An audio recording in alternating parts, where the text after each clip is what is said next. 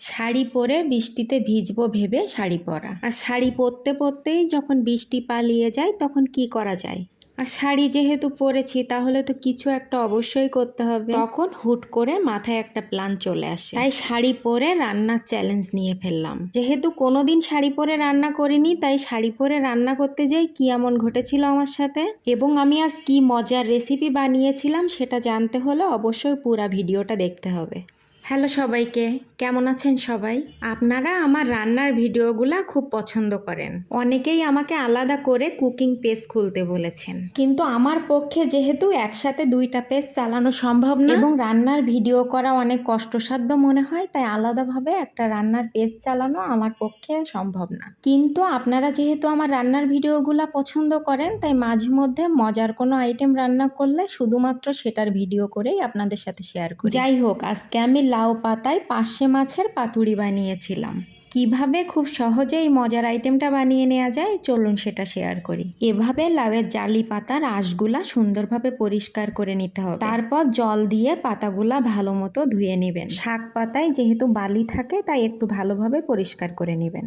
আর অন্যদিকে পার্শে মাছগুলা সুন্দরভাবে পরিষ্কার করে লবণ হলুদ মাখিয়ে কিছুক্ষণ রেখে দিতে হবে, যাতে লবণটা মাছের ভিতরে ভালো মতো ঢোকে, তাহলে খেতে মজা হবে। আর এখানে আমি মশলার জন্য সরিষা, জিরা এবং কাঁচামরিচ নিয়েছিলাম। তারপরে আপনারা এগুলা ভালো করে শিলপাটায় বেটে নেবেন অথবা ব্লেন্ডারে দিয়ে ভালো মতো ব্লেন্ড করে নেবেন। এরপরে এই মশলাটা একটা পাত্রে নিতে হবে, কারণ এর ভিতরে আরও কিছু উপাদানের মিক্সার ঘটাতে হবে। এই মশলাটার ভিতরে হালকা একটু লবণ, হলুদ, সরিষার তেল এবং টক দই ভালো মতো মিশিয়ে নিতে হবে। আপনারা কেউ চাইলে এর ভিতরে কুচি করে রাখা পেঁয়াজও দিতে পারেন। আমি যেহেতু নিরামিষ বানাবো তাই এর ভিতরে পেঁয়াজ দেইনি। তারপরে সবগুলো উপাদান একসাথে ভালো মতো মিশিয়ে নিয়ে মাছের সাথে ভালো মতো মাখিয়ে নিয়ে কিছুক্ষণ রেখে দিতে হবে। কিছুক্ষণ ভালো মতো ম্যারিনেট করে রাখলে মাছের ভিতরে এই উপাদানগুলা ভালো মতো ঢুকবে। উপাদানগুলা মাছের ভিতরে যত ভালো মতো ঢুকবে মাছটা খেতে তত বেশি মজা হবে। এরপরে 2-3টা লাউ পাতা ভালো মতো সাজিয়ে নিতে হবে। তারপরে একটা করে মাছ দিবেন এবং ম্যারিনেট করে রাখা কিছু মশলা এর উপরে দিতে হবে।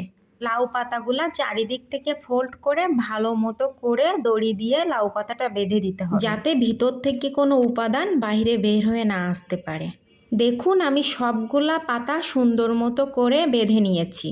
এরপরে কড়াইয়ে হালকা একটু তেল দিতে হবে। তেলটা গরম হলে লাউ পাতাগুলা সব এর ভিতরে দিয়ে ঢাকনা দিয়ে ঢেকে দিতে হবে। এই জন্য দিতে হবে যাতে ভিতরের উপাদানগুলা ভালো মতো সিদ্ধ হয়, এবং আমাদের বারবার উল্টিয়ে পাল্টিয়ে ভালো মতো ভেজে নিতে হবে। এভাবে ভেজে নিতে হবে কারণ দুই পাশের মাছটা যেন সমানভাবে সিদ্ধ হয় এবং পাতাগুলাও সুন্দরভাবে ভাজা হয়। যখন আপনারা বুঝতে পারবেন হয়ে গেছে তখন নামিয়ে নিয়ে গরম ভাতের সাথে পরিবেশন করবেন। গরম ভাতের সাথে এই আইটেম দিয়ে অনায়াসে 1 প্লেট ভাত খেয়ে নেওয়া যায়।